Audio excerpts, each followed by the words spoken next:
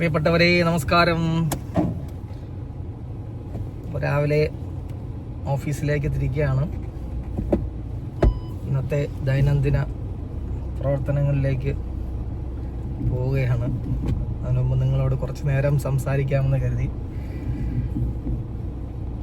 ഇവിടുന്ന് ഒരു 2.5 കിലോമീറ്റേഴ്സാണ് എൻ്റെ കമ്പനിയിൽ എത്താനുള്ള ദൂരം. ജസ്റ്റ് 10 മിനിറ്റ് മതി. 10 മിനിറ്റ് കൊണ്ട് എത്താവുന്ന ദൂരമേ ഉള്ളൂ. അപ്പോൾ ഇന്നത്തെ പ്രഭാതം എല്ലാവർക്കും എങ്ങനെ ഉണ്ടായിരുന്നു? നല്ല ചൂടായിരുന്നു അല്ലേ? അപ്പോൾ അന്തരീക്ഷ ഊഷ്മാവ് കൂടുതലാണ്, ചൂടാണ്.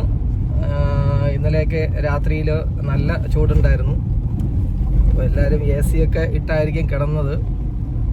AC ഒക്കെ ഇട്ട് കിടക്കുമ്പോൾ പ്രത്യേകം ശ്രദ്ധിക്കേണ്ട ഒരു കാര്യമുണ്ട്. നമ്മുടെ ശരീരത്തിലെ ജലാംശം AC അബ്സോർവ് ചെയ്യുന്നുണ്ടെന്ന് കൂടി നമ്മൾ മനസ്സിലാക്കുക. അപ്പോൾ AC ഒക്കെ ഇട്ട് കിടക്കുമ്പോൾ നമുക്ക് രാവിലെ എണീക്കുമ്പോൾ നല്ല ഒരു ടയർഡ്നെസ് ഫീൽ ചെയ്യും.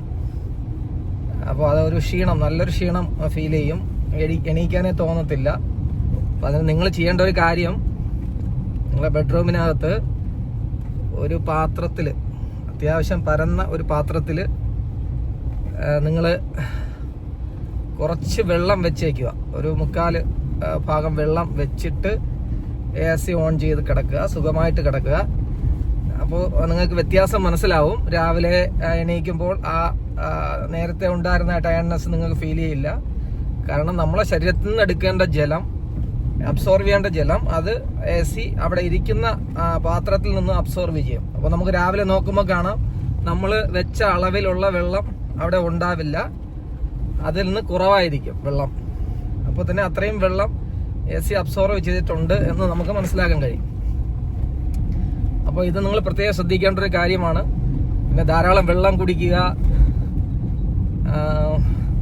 അതുപോലെ അധികം വെയിൽ കൊള്ളാണ്ടിരിക്കുക.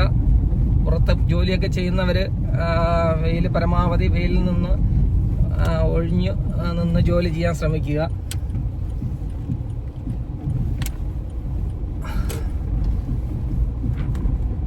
അപ്പോൾ ഇതാണ് ഇന്നത്തെ ടിപ്സ്. നിങ്ങൾ ശ്രദ്ധിക്കേണ്ട ഒരു കാര്യമാണിത്. പിന്നെ അന്തരീക്ഷ